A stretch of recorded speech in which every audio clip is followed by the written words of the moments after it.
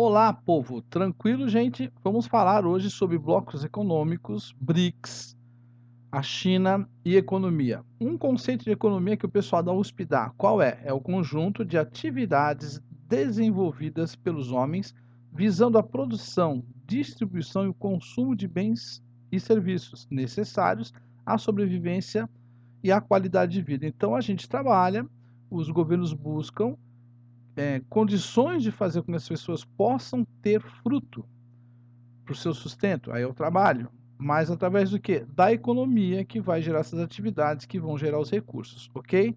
Tranquilinho? Pois bem, com a economia mundial globalizada, o que acontece? Existe uma tendência de nós termos blocos econômicos. O que esses blocos têm em comum?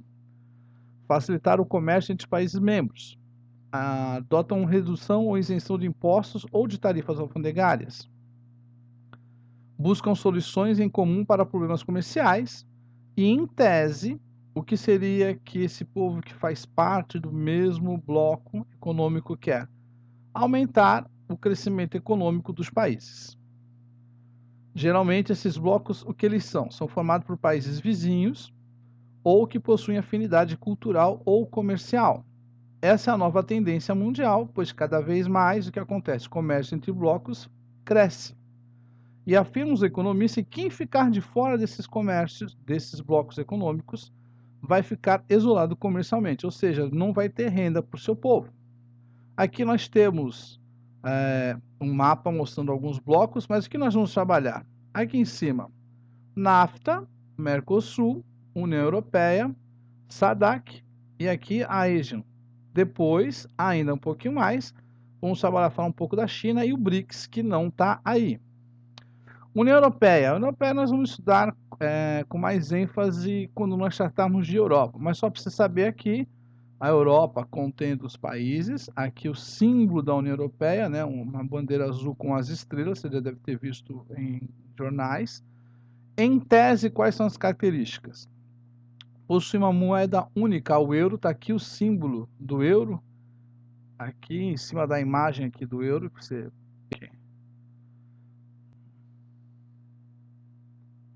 Bom, aqui o que nós temos? Aqui nós temos um resumo de como foi formada a União Europeia.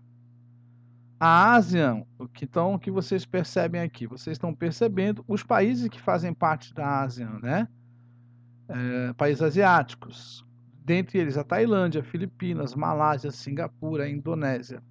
Alguns que eu falei aqui para vocês, Tailândia, Filipinas, Singapura, o Camboja, lá embaixo, você vai encontrar muito produto sendo feito nesses países, produtos eletroeletrônicos, até tênis também importado. Quais são os princípios fundamentais da ASEAN? Aqui está o símbolo da ASEAN, aqui em cima à sua direita. O que eles procuram fazer? Respeito pela independência, soberania e igualdade de cada um dos países. Não ingerência nos assuntos internos de cada país, ou seja, não vou me meter nos assuntos do seu país, porque o que interessa para a gente é facilitar a circulação de pessoas, fortalecer as instituições da ASEAN, ou seja, uma integração regional nos setores prioritários, viagens aéreas, a questão do turismo lá também, produtos eletrônicos, como eu falei, pescas, saúde, produtos à base de borracha, a Indonésia até pegou o lugar do Brasil certa época, têxteis e confecções, turismo e produtos de madeira. Qual a finalidade atual, tá? Preocupação com a Revolução 4.0. O que é isso daí? O pessoal está preocupado com a Revolução Tecnológica, seria a quarta ou passada a quarta Revolução Industrial. Obter o desenvolvimento econômico com equidade e redução da pobreza. Todo mundo quer reduzir a pobreza nos seus continentes. Aqui eu tenho a SADC. Então a SADC é um bloco que tem, onde eu tenho estes países aqui, tá? Pegando a parte do sul da África, por isso que a gente vai ter o nome aqui, ó, como Comunidade para o Desenvolvimento da África Austral. Austral significa na parte de baixo, né? E é também de grande importância para o desenvolvimento econômico e coordenação da região, assim como estabilização política. Na África nós temos muitos conflitos, né? Então o SADC vai ajudar nesse sentido.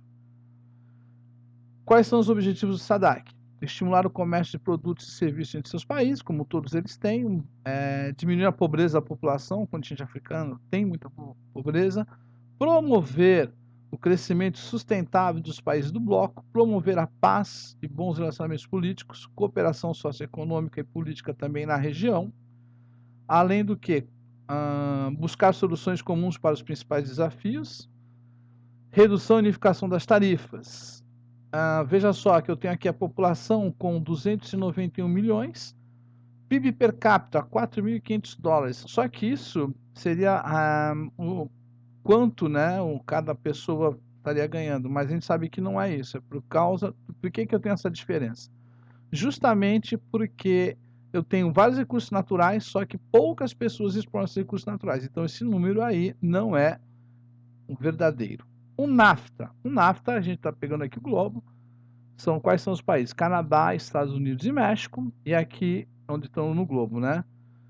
Não é uma zona de livre comércio, porém reduziu tarifas de aproximadamente 20 mil produtos. Então esses países resolveram fazer este bloco aí. Bloco não. Aqui eu tenho a história de como funcionou e como começou o Mercosul, e aqui do NAFTA. Mercosul, onde nós estamos, tá? Foi oficialmente estabelecido em 91, onde tem os países Brasil, Paraguai, Uruguai, Argentina e Venezuela, que atualmente está suspensa. Qual é o objetivo principal do Mercosul? O objetivo principal é eliminar as barreiras comerciais entre os países, aumentando o comércio entre eles, como a gente tem percebido isso em todos os outros blocos econômicos. É uma zona de livre comércio entre os países membros. Alguns produtos não entram nesse acordo e possuem tarifação especial por serem considerados estratégicos ou porque aguardam legislação específica. Capri, não entendi isso. Vou te explicar. É treta, cara. Muita treta. Por exemplo, a linha branca, que é de geladeiras, eletrodomésticos, o Brasil tem uma boa fabricação sobre isso, só que atrapalha a Argentina. E na parte da agricultura, tanto a Argentina, Uruguai e o Brasil, que está gado bovino, lã, trigo, também é para ele, por exemplo, a Argentina o trigo é muito importante, nós não somos tão grandes produtores de trigo, então para eles tem essas tretas, existem essas dificuldades. Bom, aqui nós estamos dando uma olhadinha no quê? No contexto sul-americano, o Mercosul e a comunidade andina. Mercosul, esses países aqui de azul, e eu coloquei aqui a comunidade andina do lado. E essa comunidade andina, por Colômbia, Equador e Peru, o que eles têm em comum aqui, tá, Chile? O que eles têm, o que eles têm de comum aqui? Eles têm de comum o seguinte: o grande parceiro deles são os Estados Unidos da América, porque os Estados Unidos lhe interessa vender seus produtos e adquirir o quê? Os recursos naturais. No Chile, por exemplo, você vai comprar um aparelho da Apple no Chile, você vai pagar 20 a 25% a mais nos Estados Unidos, enquanto no Brasil é muito, mas muito mais caro. Alguns dados demográficos sobre o Mercosul. Repara o seguinte: população de 320 milhões, o comércio mais ou menos de 39 bilhões, estimativa para 2018, PIB, e a renda per capita é 15 mil. Então, perceba que é 3 vezes mais do que a gente vê no continente africano, né? Tem um pouco mais até. Aqui nós vamos estar passando para vocês um vídeo do BRICS explicando.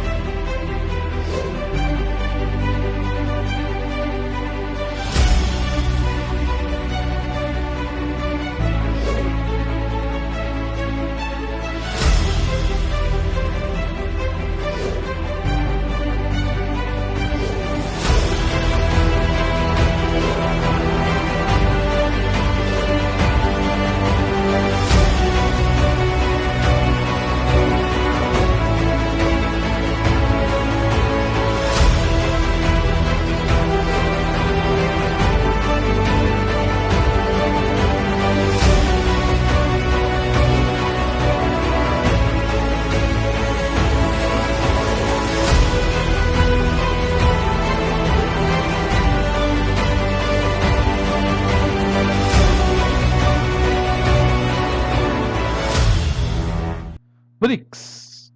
BRICS não é um bloco, tá? BRICS é uma sigla que que representa Brasil, Rússia, Índia, China, África do Sul.